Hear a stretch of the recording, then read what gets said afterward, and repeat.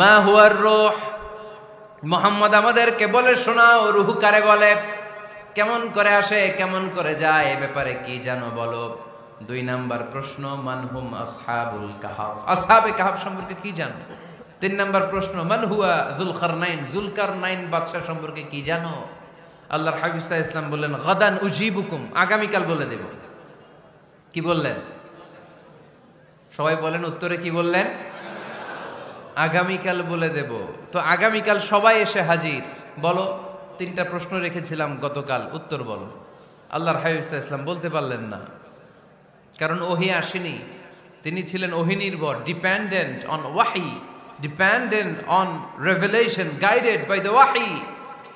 তিনি এর পরের দিনে বললেন গাদান উজিবুকুম, আগামীকাল বলবো। এর পরের দিনে এরা এসে হাজির, উত্তর নাই। আল্লাহর হাবিব সাল্লাল্লাহু আলাইহি ওয়াসাল্লাম আবারও বললেন গাদান উজিবুকুম, আগামীকাল বলবো। এর পরের দিনে এরা এসে হাজির। এরকম 1 দিন 2 দিন 3 দিন নয়, টানা 15 দিন আল্লাহর হাবিব সাল্লাল্লাহু আলাইহি ওয়াসাল্লামের প্রশ্নগুলোর উত্তর করতে পারেন নাই। আল্লাহর হাবিব সাল্লাল্লাহু আলাইহি সাল্লামের নবুয়তি জিন্দেগিতে এত বিব্রতকর পরিস্থিতিতে তিনি কখনো পড়েন নাই।